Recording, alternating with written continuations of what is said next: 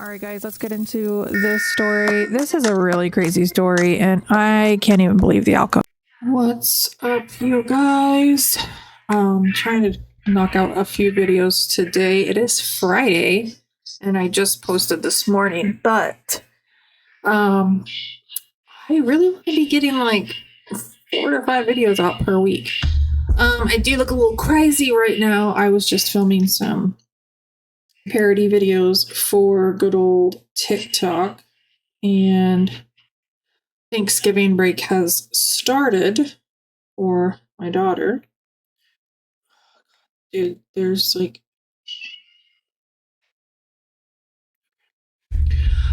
anyways, I want to go through my watch later.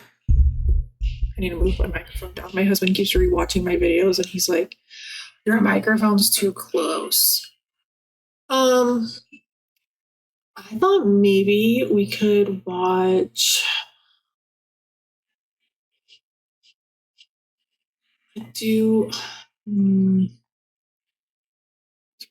let's watch this and see what's going on with it. In the early morning hours of Valentine's Day 2019, a woman named Olivia Jones. By the way, I have no idea what this case is. It's just a random. I saw it and I thought this would kind of be interesting to just throw in. It's 21 minutes and 50 seconds, so if it ends up not being the best, then you know. But I mean the title. I'm enthralled with the title. Walked the aisles of a local supermarket known as HEB Plus in preparation for dinner with her husband Chris. As she gathered the ingredients, she observed a bouquet of pink and red roses, colors that symbolize tenderness and passion. As Olivia exited the store with the roses in her cart, she was unaware that in less than 40 minutes, she would be dead. A horrible consequence of so-called toxic love. The police would find her on her bedroom floor in a quiet neighborhood in Beaumont, Texas. 11 minutes earlier, her loving husband Chris dialed 911. Beaumont 911, what is the address of your emergency? Olivia! Please, hurry. Someone take the gun. Tell me what's going on. I'm at home. My wife been shot in the head. Please, somebody shot in the head. My wife, please! Tell me, okay. Where is she shot? In the head! Okay, where in the head? Take it and it went off. Okay.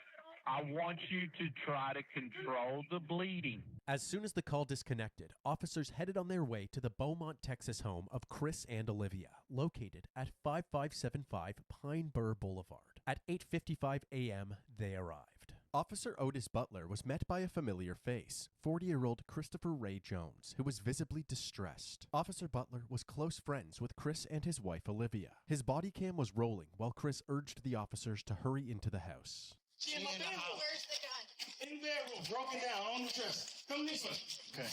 Please, come this way. This way. Okay. Please.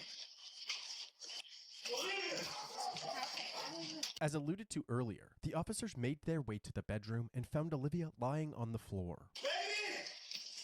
Sir. Okay. Step back. What's up, Mr. Butler? I tried to take it. Get his in. Mom! Olivia.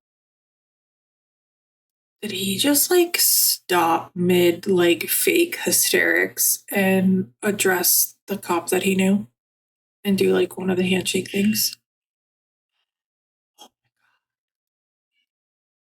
Olivia was found face down with a gunshot wound to the back of her head. Astonishingly, she was still breathing. When the officers rolled her over, they discovered that the bullet had pierced through her right eye. The room she was found in was covered in blood, with spatter all over the walls. The paramedics arrived, and while they tended to Olivia, the police secured the area. Officer Butler had Chris walk him through the events leading up to the shooting. What happened? We had a disagreement. And I say, baby, if you're not working with me, you're working against me. I say, we've been doing this. My 19-year-old stepdaughter was 8. My 11-year-old was 1. I say, Olivia, we can't get it together. We can't be together. Okay. We got several. And I say, I just want a divorce. And her reaction was, she got the gun? I said, give me the gun. She like, I don't remember which hand. I'm like, give me that gun. What is you doing? Stop trying to scare me. I took it. So when you grabbed it, it went off? She yanked. I grabbed it and she yanked back. And the gun went off. Okay. The gun went off. Chris's story immediately set off red flags. How could such a large man be overpowered by his significantly smaller wife? Chris dropped to his knees in anguish, but there were no tears as he asked Officer Butler if he could go check on Olivia.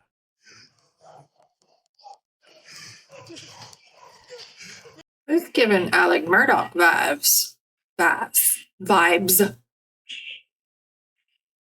Hysterics and all of that. Mr. Butler, I got help. No. You don't need to go in there, okay? Is she alive? Yeah, she is. She is. We got him. Is she alive, Mr. Butler? Please don't tell me she's alive and she's not. Yeah, when I saw her, she was. She was talking? She wasn't talking. Is she breathing? It looked like she was breathing, yeah. Ooh, good. Don't go in there, sir. Sir, I need you to stay right here with me, okay? And calm down.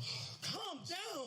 Upon learning that Olivia was still breathing, Chris's reaction seemed strangely devoid of relief or happiness. Another red flag for Officer Butler. Back inside the home, Olivia's wounds proved to be fatal, and just after 9 a.m., she was pronounced dead. Officers searched the rest of the home and noticed that in addition to the surveillance cameras installed on the exterior of the house, there were 2 more cameras mounted in the living room, monitoring the interior of the house as well. They also discovered the gun that Olivia was shot with, a 9mm pistol covered in blood. However, they found it strange that the gun was in a different room from where the shooting took place. If Olivia was holding the gun when it went off, how did it end up in a different room? The only logical answer was that Chris must have moved it. Following this discovery, the officers decided that the best course of action was to detain Chris until they had a better understanding of what really happened. As Chris was getting handcuffed, his 19-year-old daughter, Ariel, arrived at the house. She had already been contacted by Chris, who told her what had happened. She was clearly devastated.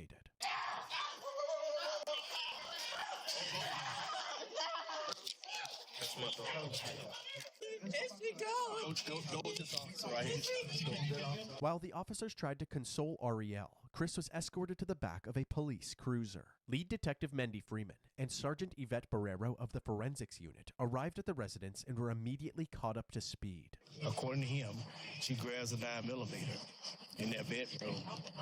And she did that. He claims he reached for the gun to try to get it from her. And when he reached for it, and they struggle over it, boom. At that moment, Olivia's sister Angela arrived at the scene, and Ariel once again broke out into hysterics. All of the evidence was collected and sent to the crime lab. Chris was brought down to the station where they took photos of his hands still covered in blood. They're waiting for the lead detectives. They're going to be the ones that actually interview. So when the detectives finally arrived at the station, they started Chris's interview by asking him what caused the argument. He said that he felt as if Olivia wasn't pulling her weight in the relationship. I am very particular. If you heard that, that's true. I am very particular. You strive for the best for people. I work really hard, and I don't make excuses for myself, and I don't accept excuses for anybody else. After telling her that he wanted a divorce, she went to the bedroom and grabbed the gun. what did you say? Really? You serious? Really? This is not going to solve anything. Okay. You know, this is not, you do not want to do that. Put that freaking gun down before you make a mistake and hurt yourself. She was crying. She was crying. Chris handed over his cell phone, which had access to the home security camera footage. Say, if you want to access just that camera, you touch that. And that's just that camera. Okay. You follow what I'm saying? So far, let's go back to devices. Yes, sir. And everything is labeled. Carport, backyard, front door, back door, laundry room, side garage, living room, kitchen. The police examined this footage, hoping to corroborate Chris's story. At 8:41 a.m., Olivia can be seen going about her morning routine in the kitchen. Then, all of a sudden, the footage cuts out. 3 minutes later, at 8:44 a.m., the video is back up, and Chris is captured frantically pacing around the house while on the phone with 911. 11 minutes later, at 8:55 a.m., the responding officers can be seen entering the residence. That means that Olivia must have been shot during this 3-minute gap in the footage. In the interrogation, That's crazy. I'm telling you what, these people, I mean, it's so smart to have, we have cameras all in our home. But for somebody that is going to commit a crime like this, you don't think that that's going to be the first thing that they're going to look for. And then all of a sudden, that span of time, the camera's not working. Nope. room, Chris was asked why this footage was missing. He claimed that he had no idea. We're still trying to pull up these videos here. Why would there be no recordings on it? I don't know. It should be. Everybody that went in that house should be on it. But like I said, the internet, you can go through days and it's going to get pretty much done. We shouldn't have bought that. You just keep, like, you can pick whatever day you want and it's never going to be consistent. That's why I say it was a waste of money. Well, I'm wanting desperately to find some video on here that corroborates what you're telling us, but almost all the videos start right after this event happened. Chris had a bunch of excuses, from internet problems to not charging the camera properly. But at this point, the detectives were taking anything Chris said with a grain of salt. It seemed more likely that Chris, the only one with access to the footage, had tampered with it. Since they did not have the video, they had Chris reenact the moment that he tried to disarm Olivia. Now go ahead and do my initial. She pulls it. Give me the. Okay. And I go. I'm sorry. You're good. No, you're good. I I'm want the sorry. chair. I'm sorry. You're fine. I like the chair, man. I'm reliving it. How you are? I'm reliving it. So she should be shot in the back of her right head. Did you feel me twist your? Did you feel me twist? Back here. Did you feel me twist your? I twisted.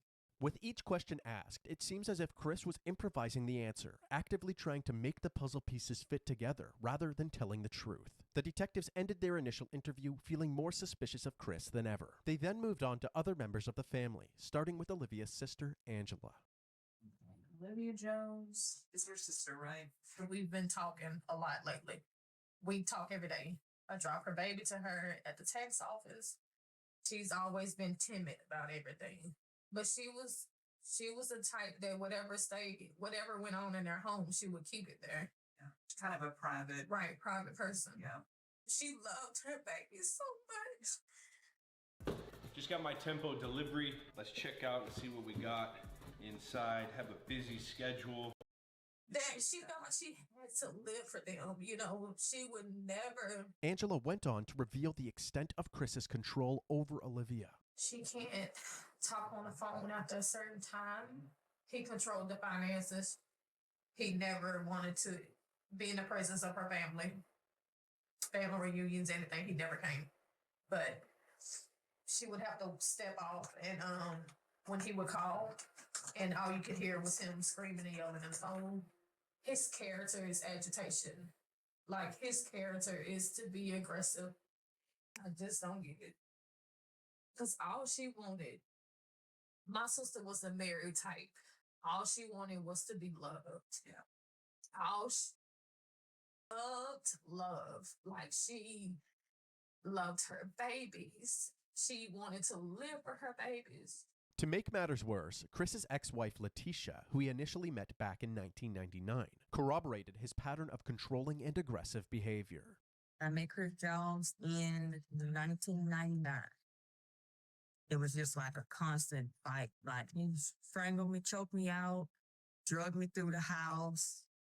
My skin was missing off my back. One time he bit my hand. He had this bite marks in my hand. This was what it was. If the house not clean, he's told me that he would kill me if I was to ever leave him. told me how he would do it.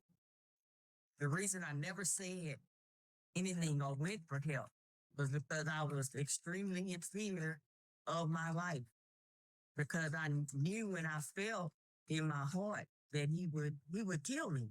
And most damning of all were the allegations made by Olivia's daughter Arielle during her interview. She explained what it was like living at the house with her mom and Chris. One time they were arguing and I heard her say she couldn't breathe. I would see bruises on her. It broke her down to the point where she believed what he said. You won't be nothing without me, stuff like that. Right. Everybody knows my mom. Everybody knows my mom. Everybody knows that we were her world. With each person interviewed, the allegations against Chris were stacking higher and Thinking about going solar? Before you do, see what others paid for 3 to 10 kilowatt systems. higher. They doubled back with him, urging him to tell the truth about what actually happened to the missing footage. To be honest, that's videos. I look guilty. Not deleting those videos. I look guilty. Not if you say right now, what you just said a little while ago, I freaked out, I panicked, I did some stuff I shouldn't have done. Is that one of them? Yes. How many did you delete? I don't know. Okay. I'm just afraid of being blamed for something I did do something that looks really bad on me. While the confession was a much-needed win for the detectives, there was still no trace of those crucial 3 minutes of footage. However, the detectives did their due diligence. They spent the days combing through all available footage from the house to see for themselves what daily life was like for the Jones family. In these recordings, the true nature of Chris and Olivia's relationship was on full display. Then you're gonna be looking stupid. Look on the floor. Look on the floor. Look on the floor, White. Look on the floor. Look on the floor. Look on the floor. Look on that. Why is that like that? You're not paying attention. What the man? You wasn't worried about the son of a bitch a minute ago. That's your mother. Look at me like that, bitch. I'm not playing with you. Lazy. You want to do some shit, not enough? Give it here. You got all the goddamn answers. You don't do a goddamn thing around this. Right. This your ass, bitch.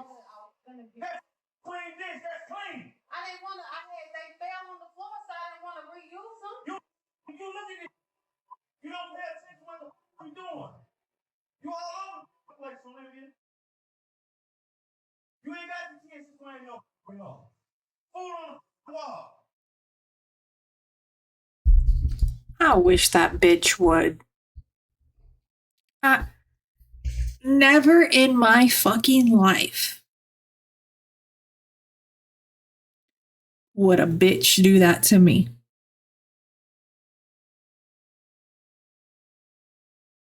Oh my. Oh. I hope she fucking haunts the shit out of him. Who you blaming now? Me? Harriet don't live here. It's you. It'll always be you. Chris would take any chance that he could to bully Olivia, constantly putting her worth into question, even humiliating her in front of her own daughter. When I got the show ass, you didn't have a job. You collected unemployment. You just had off. And most men in this world want a woman that got what? You wouldn't be doing this if I wouldn't have got upset. You would have bagged that. Life would be so much easier for me if you start thinking. You do dumb because you don't think. This footage shed light on Chris's true colors and confirmed the allegations of abuse from Olivia's family. Detectives also looked into Chris's criminal records and discovered that he had a history of violent charges, including multiple assaults in 1996 and a domestic assault in 1998, which landed him in jail for a brief period of time. Always listen to the ex-wife or ex-girlfriend. I know that that's not something for every single case, but if there is an ex that comes to you and you're the current and is like, hey, he treated me like XYZ. Just look out for this behavior. I'm the first one to be what? The fuck? And he should be in jail just for that fucking hairline. My fucking lord. Even though they were still waiting for ongoing forensic analysis results, authorities believed that they had enough evidence to place charges against Chris. News this morning, a Beaumont man is now facing murder charges in a Valentine's Day shooting of his wife. Police say this man, Christopher Ray Jones, who worked as a correctional counselor at the Beaumont Federal Prison, killed his wife, Olivia. Chris was charged with first-degree murder and second-degree manslaughter in April of 2019. But unexpectedly, within 24 hours after being charged, he was released on a $150,000 bond and was put under house arrest with a GPS monitor. Now a man charged with murdering his wife is back at their home. 40-year-old Christopher Ray Jones was arrested and charged with shooting his wife in the face on Valentine's Day. His bond was set at $150,000. He paid and is now out. Many taking to social media to voice their concerns, stating things like, "Can't believe he's out on a $150,000 bond. That's crazy. What's wrong with our system?" And, "Can't believe they would make his bond so low that he got out. He should not be walking the streets." While out on bail, Christopher was allowed to continue operating the Jones family business, a food truck called One Plate at a Time. The judge allowed Chris to work while out on bail since the food truck is directly beside his home. However, this decision was controversial amongst Olivia's family and the community. They knew Chris was the only person with Olivia at the time of her death, and they all seemed to believe that he had killed her. This food truck on Concord Road in Beaumont is a hot topic on social media. It's not generating rave reviews from many, but condemnation from a grieving family. I don't see how would anyone want to support someone who murdered their wife on Valentine's Day, which is a day that we are supposed to celebrate love, to take her life. Chris's image was tainted even further when the results from the crime lab came in. The bloodstain patterns at the crime scene indicated that the gunshot wound could not have happened in the way that Chris described it. Additionally, investigators found no gunshot residue on Olivia's hands, indicating that there was no way she was holding the gun when it went off. There was, however, gunshot residue on Chris's hands and clothing. Despite all of the evidence pointing towards Chris, he pled not guilty to his charges. But before his trial would take place, Olivia's family held a gathering to honor her memory. This Valentine's Day, Praying for you. purple and red balloons filled Rogers Park. Purple means domestic violence, and red was one of her favorite colors. 1 year ago today, Joshua Simmons lost his sister. Valentine's Day was one of her favorite holidays. I would give almost anything to have her back right now. What's this year been like for you and your family? If you can wrap it up in one word, it would be frustrating. Frustrated with the fact that Jones isn't behind bars. Now the family wants to raise awareness for domestic violence, but more than anything, they want justice for Olivia. We want him to spend the rest of his life in prison, while my sister spent the rest of her life in the grave.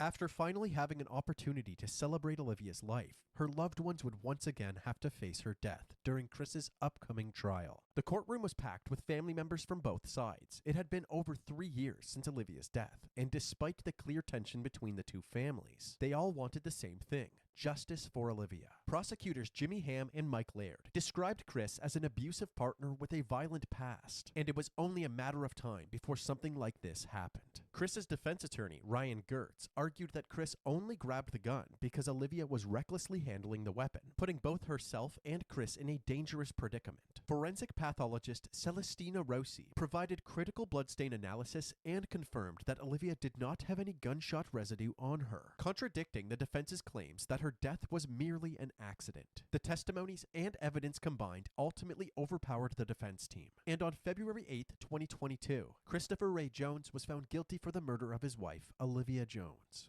1,118 days. That's how long Olivia Jones's family says they've waited for this moment. The moment when Olivia's husband, Christopher Jones, was found guilty of murder. Olivia died at the hands of her husband on Valentine's Day 2019, and instead of spending a lifetime behind bars, we elected to agree with the state to a 30-year sentence because of the potential risk of an even higher sentence. In exchange, Christopher waived his right to appeal the conviction.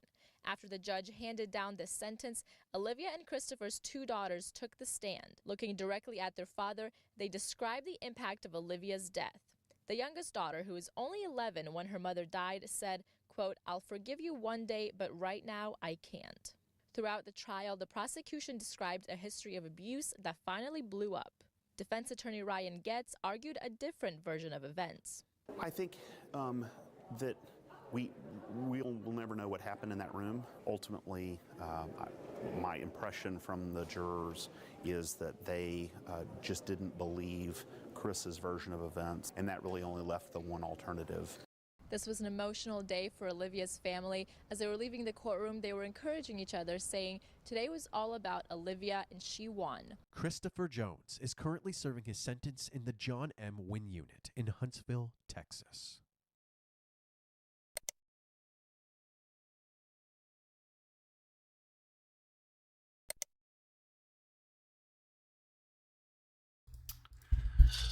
All right, so he was convicted February 8th of 2022, and he agreed to a 30-year sentence.